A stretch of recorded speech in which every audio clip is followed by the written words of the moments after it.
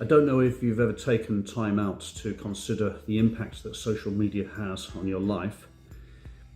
We all know that it's a source of pleasure, but it's also a source of distraction, and it can become very counterproductive. Some of the reasons for this are well known. For example, we've already discussed the influence that the dopamine hit has on us. So the expectation and the reward of scrolling constantly through indefinite stimuli, lots of different ideas and no two things being the same, provocative statements, sexy pictures, interesting, fast-moving cats. Well, all of these things contribute to a sense of distraction which is pervading our lives. And this distraction, of course, as far as the social media producers are concerned, is by design. What I'd like to do is to explore some of the ways that distractions happen to us, and then perhaps suggest some ways that we can overcome some of those distractions. The infinite scrolling and the way that the algorithms produce things that we want to see based on the things that we hesitate over or the things we tap on. This is another reason why distractions become part of our lifestyle. We are being funneled, literally, into areas of concern and enjoyment which appeal directly to us. And the algorithms are doing this based on our previous behaviors.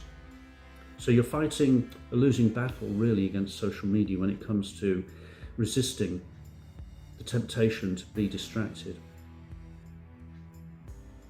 Then of course there's the social side of social media consumption, which is FOMO, or the fear of missing out. A lot of people scroll endlessly and go through social media because they feel that it gives them an attachment to their own peer group. And it doesn't matter what your peer group is, you could be 60 or 16. The fact is, the social media that you choose to use is chosen by you because it appeals to you and your peer group. The fear of missing out keeps us attached to the umbilical cord, if you like, of social media. We're so afraid to miss out on the next trend, or the next idea, or the next news bite, or the next controversy, or the next example of fear-mongering, that we keep scrolling and we keep attached, just in case something happens and we don't get to notice it. And then of course, social media serves the active role of being a means to procrastinate. We can always fall back on the excuse that, oh, it's the dopamine hit, oh, it's the endless attraction, the entertainment, all the wonderful things that we see in social media. But the bottom line is that it can be used as a tool to procrastinate. How many times have you found people who should be at work who are actually at play? And if they're challenged, they might justify their actions by saying, well, this is my friend's Facebook group, or this is my friend's Instagram account, or this is my relative's TikTok. Bottom line is, it's just a form of procrastination. So, when you look at these factors, the constant notifications, the infinite scrolling possibilities, the fear of missing out, the emotional triggers, and the fact that social media is literally a tool for procrastination, it's easy to see that it's a difficult thing to overcome. So what kinds of tools can we employ to try and overcome the dragging impact or the dragging effect that social media has on our lives? Let's have a look at that in a little bit more detail. But first, a quick recap. If you find that you are constantly distracted by social media, it means that you are in a reciprocal relationship with social media. You may feel that you're just a passive recipient of the information, but the truth of the matter is, at some stage or at some level, you've signed an invisible contract with social media, and you allow it to do certain things to you and with your blessing. You like the dopamine hit. You like the excitement, you like the anticipation. And social media knows that you like those things. And because it's able to focus its attention on the things that you focus your attention on, this reciprocation is now enhanced.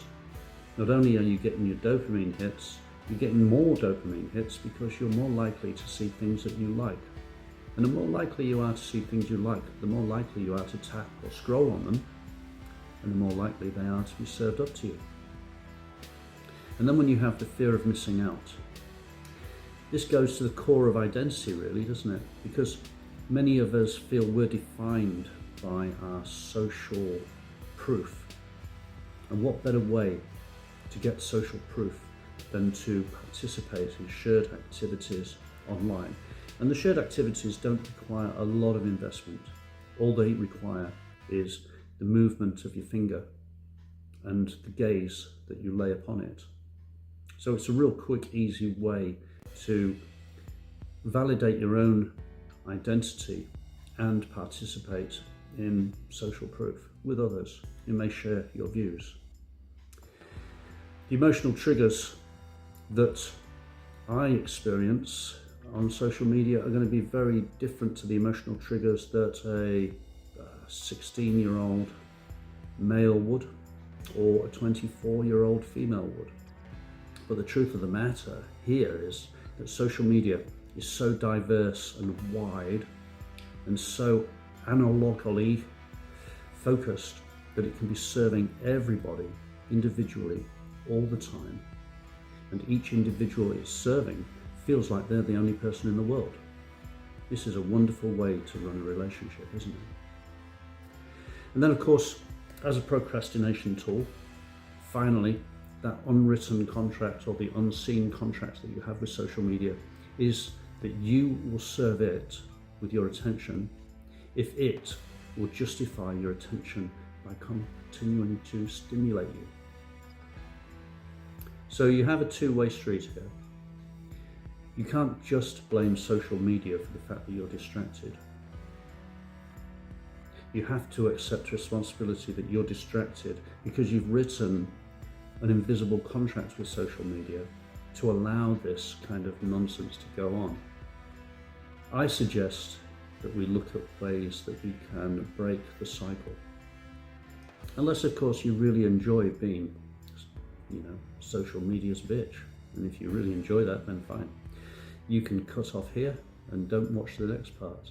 But if you're interested in looking at some ideas to try and overcome the distractions and to maybe wean yourself off social media, even if a little bit, then continue to watch, and we'll get down to that in a little moment. So, one suggestion, this is information or advice that I received by listening to Jim Rohn recently. And in this day of AI created content, I can't hand on heart say he actually said this, but it really does sound like Jim Rohn, so let's go with it's Jim Rohn's idea. He suggested that if you find yourself distracted, it's a good idea to do a time audit. So, setting up a time audit might be a good way to, first of all, diagnose what the issues are and where the chinks in your armor are. The advice that I've received from my many advisors is that you should go for a 3-day run and try to take a time audit over a 3-day period and see how much time you spend doing what. I think it's a good idea because I think it's a good way to focus your thoughts for a start. It also might be quite an eye-opening experience just to see how much time we tend to spend just dicking around. You can identify patterns. It may be that you can identify the kinds of patterns that match your own life rhythm. For example, if you're a morning person, it may be that you hit the books early and get stuff done. Or it may be that you're straight into YouTube in the morning, straight onto the TV or straight onto Instagram. So identifying patterns, I think, is a good way to challenge some of your naughty little habits, shall we say. Also, a good thing about a time audit is that it can encourage you to start to prioritize your time.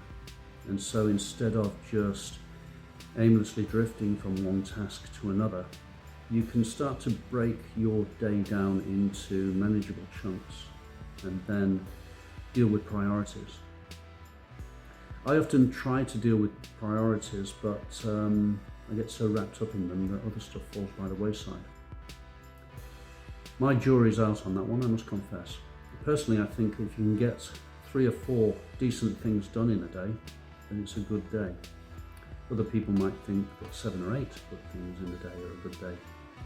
Either way, the point I'm making is that by auditing your time, you can get a grasp of how you're spending it, and you can also then get a handle on how to manage it better. And of course, the thing that comes with managing your time better, having diagnosed your situation, is that you can set boundaries for yourself. You can ring fence times of your day so that you're not, as I say, drifting aimlessly.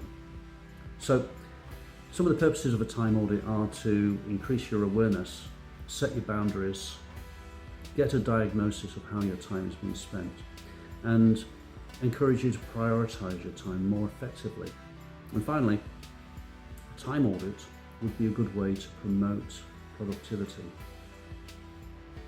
By staring into the abyss, as it were, and having a look at where you're messing up or where you're wasting time, it might be a very good way for you to overcome the problem. And I say overcome the problem because if you're watching this, it's because you want to tackle the problem of being distracted. We've already explained why you get distracted and how you get distracted. And so now what we're trying to do is to tackle how not to get distracted. And that valuable first step, I think, is to get a time audit set up and just evaluate how you spend your time for 2 or 3 days and have a look at conclusions at the end. You might be shocked and stunned. As with many things, doing a time audit can become a skill that you can develop.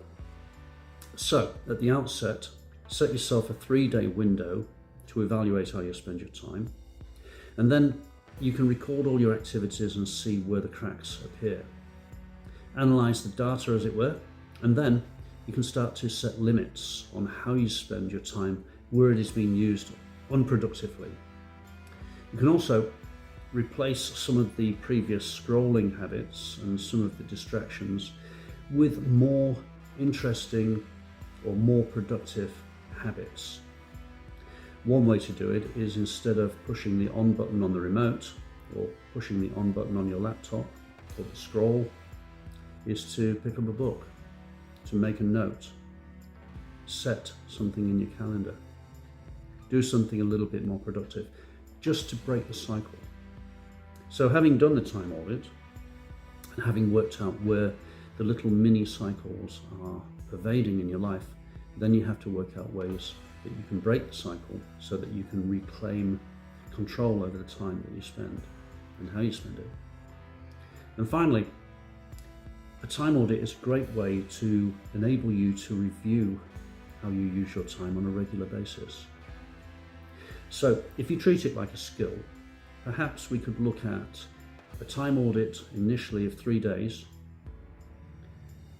evaluate the data, remedy the problems, or attempts to remedy the problems, and then when you've got an angle on that, you can then set yourself a more ambitious program of a time audit of 5 days. Do a 5-day audit, re-evaluate, re-diagnose, gain more control, and then go up to a 7-day audit. So I think that's what I'll do. What I'll do is I'll do a 3-day time audit, warts and all, and I will bring you the results and share the results with you and see what together we can work out. If you want to challenge and overcome the distractions in your life, you're going to have to first diagnose where those distractions lie. And then once you've diagnosed where the distractions lie and I recommend you think about social media, how you use it here. Once you've diagnosed where your distractions lie, then you can start to ring fence and set boundaries for yourself in order to overcome those limiting distractions. More of this later. I hope you find it useful. I hope you haven't nodded off by now. Keep in touch, and I will come back with the results of a 3-day time audit in the not too distant future. Obviously it's going to be longer than 3 days though, because I'm not a magician. Until next time, go well, and let's do the right thing.